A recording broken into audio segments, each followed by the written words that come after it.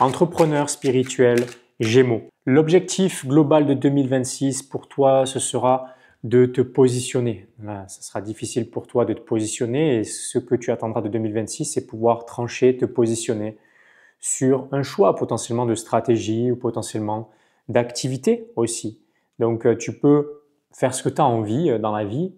Tu peux développer les types d'activités qui t'inspirent ou que tu apprécies, mais tu ne peux pas toutes les développer en même temps et au même moment. Donc, il te sera demandé de te positionner et de le faire de manière stratégique, pragmatique.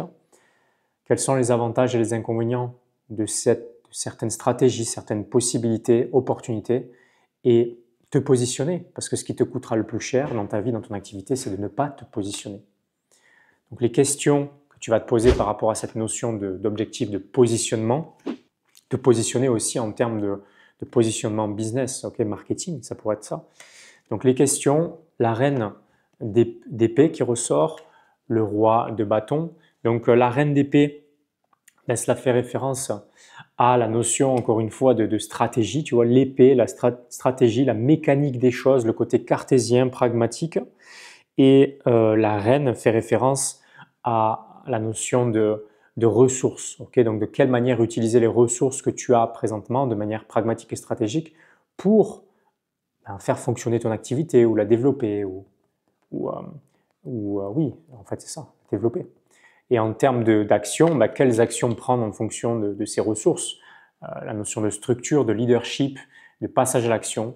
Donc voilà le type de questions que tu vas te poser pour faire avancer ce qui se passe au niveau de ton activité en 2026. En termes de blocage, de difficulté, de challenge, le 4 de coupe, donc un sentiment qu'il y a de l'instabilité, qu'il y a un manque d'ordre, qu'il y a un manque de fondation. Donc ça, ce sentiment, c'est ce que tu vas devoir dépasser en 2026 et tu vas pouvoir compter sur certaines aides, que ce soit extérieures ou aussi intrinsèques, les ressources que tu as en toi.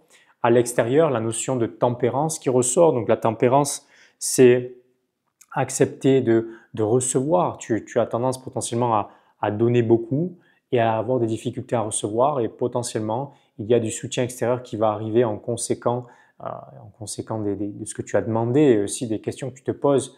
Et il est important pour toi de l'accueillir, cette aide qui t'est offerte par la vie, l'univers, tes guides selon quoi tu crois. En termes de ressources intrinsèques, ça ramène au côté concret, matériel, financier ici.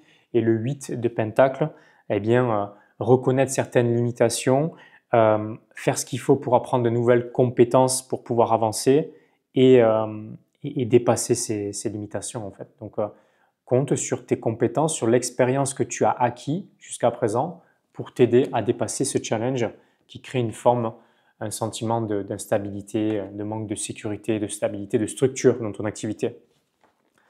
En termes de timing, ce que tu veux, là, le fait de te positionner, de trouver ton positionnement et de te choisir, c'est l'arcane de la mort qui ressort. Donc l'arcane de la mort en termes de timing, selon la ressource que j'ai sous la main, c'est octobre 2021, novembre, enfin pas 2021, pardon, 21 octobre, 20 novembre. Donc ça sera octobre-novembre prochain. C'est ce qui est, on va dire, énoncé. Donc le timing, tu le prends avec une pincée de sel, ça te donne une idée de ce à quoi tu peux t'attendre et ça te permet de ménager les choses grâce à cela. En termes de prochaine étape logique ou d'action, prochaine action logique qui t'est recommandée, c'est le 3 de Pentacle. Donc le 3 de Pentacle, c'est la notion de collaboration, le pouvoir des 3 forces qui sont en toi, la spiritualité, le côté pragmatique, matériel, le mental et le côté spirituel.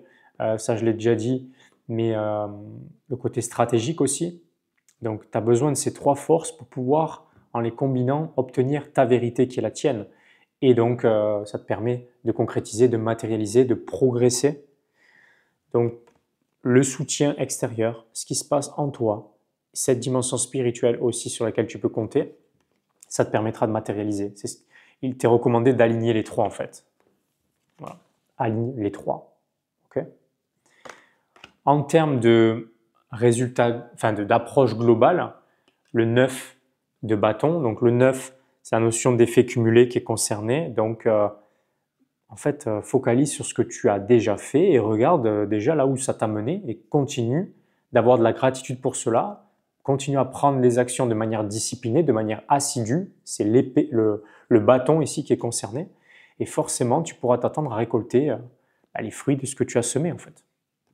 Et en termes de résultats, c'est le 9 et le 10 en résultat.